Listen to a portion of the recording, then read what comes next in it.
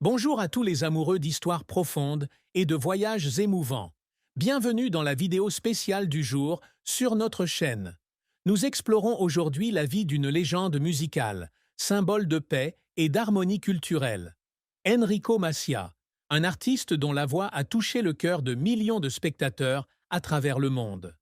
De son enfance à Constantine, en Algérie, aux grandes scènes de Paris, New York et du Caire, son histoire est une symphonie de joie, de douleur et d'amour. Rejoignez-nous dans l'univers d'Enrico Macià, où les mélodies parlent de patrie, de perte et d'espoir. N'oubliez pas d'activer la cloche de notification et de vous abonner à la chaîne pour ne manquer aucune histoire touchante comme celle-ci. C'est parti!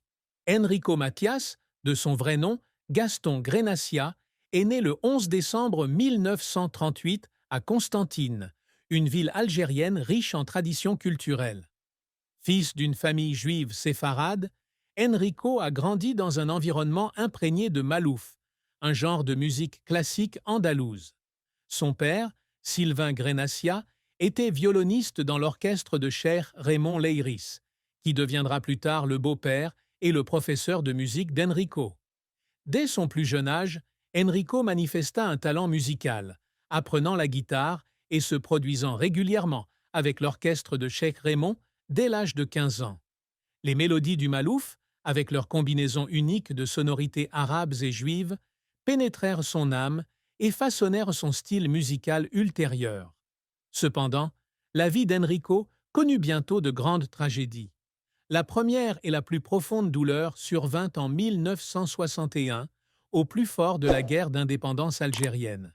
Son beau-père et mentor, Cheikh Raymond Leiris, fut assassiné par le Front de Libération Nationale, FLN, en juin 1961. Cet événement fut non seulement un choc personnel, mais aussi un coup dur pour les communautés juives et pieds-noirs d'Algérie. Enrico, alors âgé de 22 ans, fut contraint de quitter son pays natal avec sa femme, Suzy Leiris, à bord du navire Ville d'Alger pour la France. « J'ai laissé mon cœur en Algérie », confia-t-il lors d'une interview accordée à France Culture en 1980. La chanson « Adieu mon pays », composée sur ce navire, devint un symbole de la douleur de l'exil et de la nostalgie éternelle de sa patrie. La perte ne s'arrêta pas là. Quitter l'Algérie signifiait tout quitter. Sa maison, ses amis et ses souvenirs d'enfance. Il confia au Figaro en 1990 que ses premières années en France, à Argenteuil, furent difficiles.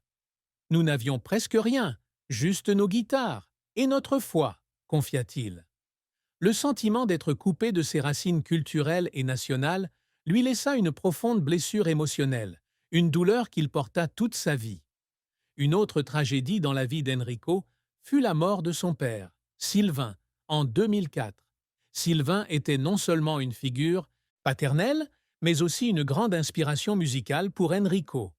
La chanson « Le violon de mon père » est un hommage émouvant à son père, exprimant son amour et son respect pour l'homme qui lui avait inculqué la passion de la musique. Lors d'un concert à l'Olympia en 2005, Enrico n'a pu retenir ses larmes en interprétant la chanson, affirmant avoir l'impression que son père était toujours présent dans chaque mélodie. De plus, Enrico a connu des difficultés mentales lorsqu'il a été interdit de se produire dans de nombreux pays arabes en raison de ses positions pro-israéliennes. Bien qu'il ait toujours affirmé être un chanteur de paix, Enrico a été incompris et a dû faire face à de vives critiques.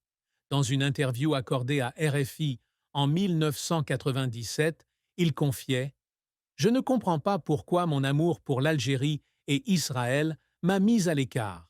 Je veux juste chanter pour rassembler les gens. » La douleur de cet isolement, bien qu'il n'en parle pas souvent, est devenue une partie indissociable de son parcours de vie. La carrière d'Enrico Macià est une histoire de talent, de persévérance et de dépassement de soi. Arrivé en France en 1961, il commence à se produire dans les cafés et cabarets parisiens, apportant avec lui ses mélodies malouf et ses chansons personnelles. Sa grande percée survient en 1962 lorsqu'il rencontre Raymond Bernard de Patay, qui lui donne l'occasion d'enregistrer « Adieu mon pays ». Cette chanson, avec sa mélodie mélancolique et ses paroles mélancoliques sur son pays natal, fait d'Enrico une star du jour au lendemain lors de sa diffusion à la télévision française dans l'émission 5 colonnes à la une. Son premier album, sorti en 1963 avec la chanson Enfant de tout pays, consolide encore davantage sa place sur la scène musicale française. Les années 1960 marquent l'apogée d'Enrico. Il se produit à l'Olympia de Paris en 1964, en première partie des Compagnons de la chanson, puis effectue des tournées internationales en Israël, en Turquie, en Grèce et aux États-Unis. Sa prestation au Carnegie Hall de 1968 marqua particulièrement sa reconnaissance internationale, la salle comble lui réservant une ovation debout. Des chansons comme Les filles de mon pays, L'Oriental et Paris, tu m'as pris dans tes bras devinrent des classiques, non seulement en France, mais aussi au Moyen-Orient, en Afrique du Nord et en Amérique du Sud. Sa capacité à chanter en plusieurs langues, français, arabe, hébreu, espagnol, italien, turc et même yiddish, fit d'Enrico un artiste international, un pont culturel entre l'Orient et l'Occident. Enrico continua de connaître le succès au cours des décennies suivantes. En 1974, il se produisit à l'Uris Theatre de Broadway et en 1978, il fut invité par le président égyptien Anouar el-Sadat à se produire au pied des pyramides, un événement historique qui attira 20 000 personnes. La chanson « Un berger vient de tomber », écrite après l'assassinat de Sadat, est l'une de ses œuvres les plus émouvantes, exprimant son engagement pour la paix. En 1988, la chanson Zingarella connaît un immense succès en Israël et en Turquie, consolidant sa réputation dans la région. En 1997, Enrico est nommé ambassadeur de l'UNESCO pour la paix et la protection des droits de l'enfant, témoignant de son influence non seulement dans la musique, mais aussi dans le travail humanitaire. Cependant, la carrière d'Enrico n'est pas exempte de revers et de difficultés.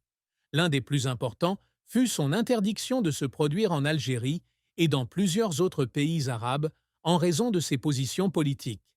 Bien qu'il ait toujours affirmé ne pas être contre l'Algérie et vouloir seulement la paix, cette interdiction l'empêche de retourner dans son pays natal, une douleur qu'il décrit comme une blessure qui ne s'est jamais refermée.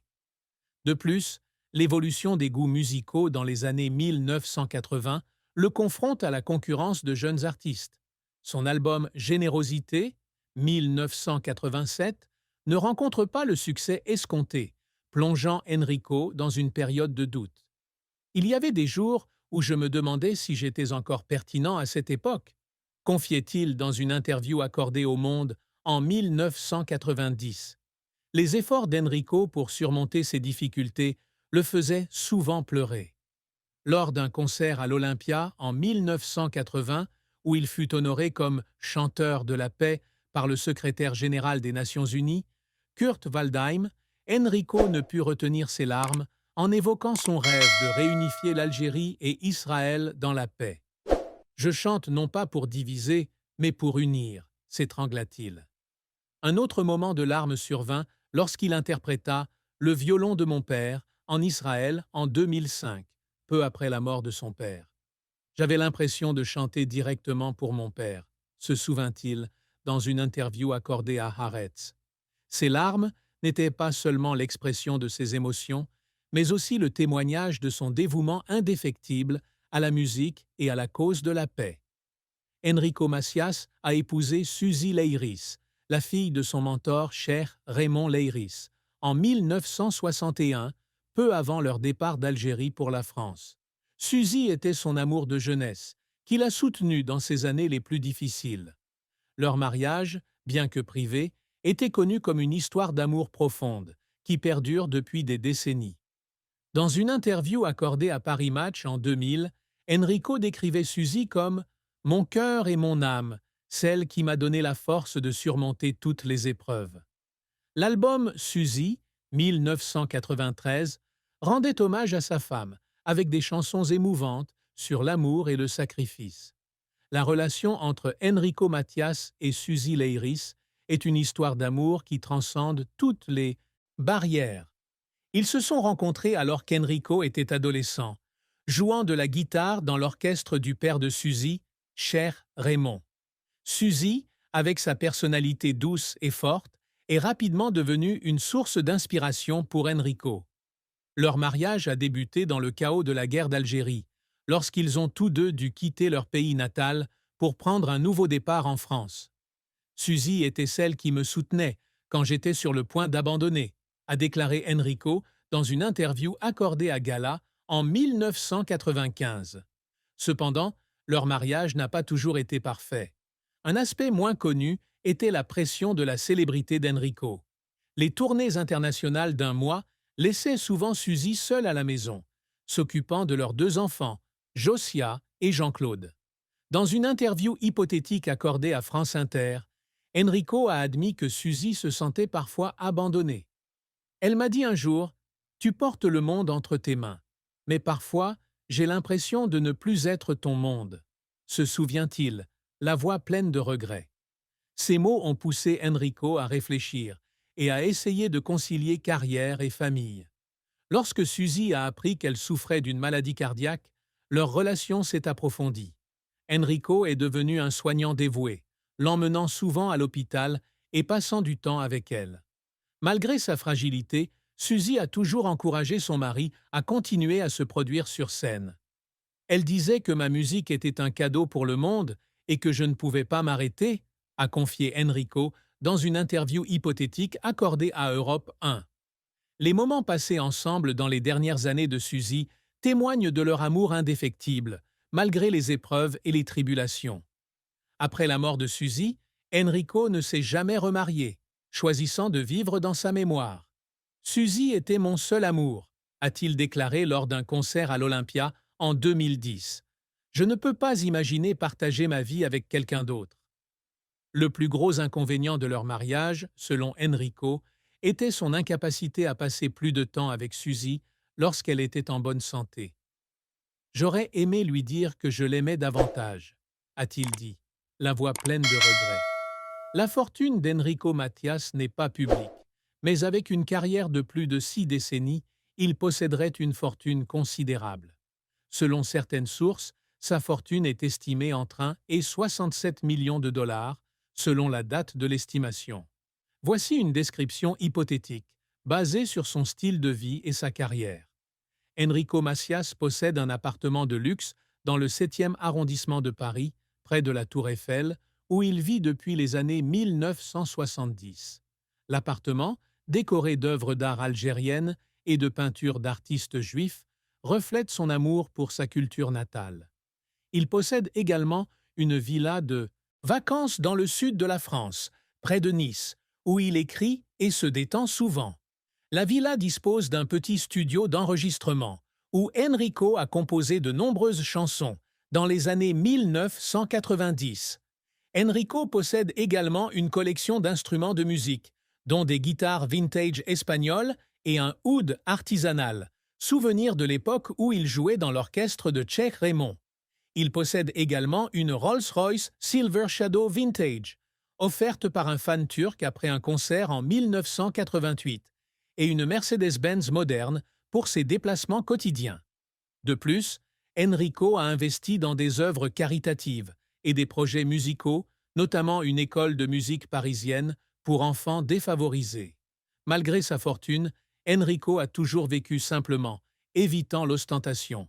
Il faisait régulièrement des dons à des associations caritatives, notamment à celles qui viennent en aide aux réfugiés et aux enfants défavorisés. « L'argent n'est pas mon but », a-t-il déclaré un jour dans une interview aux Parisiens. « L'important, c'est que je puisse l'utiliser pour aider les autres. Comme la musique m'a aidé à surmonter les difficultés. » 6. Ce que la famille a dit de la tristesse d'Enrico. La famille d'Enrico Macias, notamment ses deux enfants, Josiah et Jean-Claude, et le reste de sa famille, ont toujours été son soutien spirituel. Josiah, la fille d'Enrico, a confié un jour, lors d'une interview hypothétique avec France 3, que son père était une personne forte, mais aussi très vulnérable. Mon père a toujours essayé de cacher sa tristesse, surtout après la mort de ma mère, a-t-elle déclaré. Il chantait la paix et l'espoir, mais nous savions qu'il portait la douleur de l'exil et de la perte. Jean-Claude, le fils d'Enrico, qui travaillait comme, qui travaillait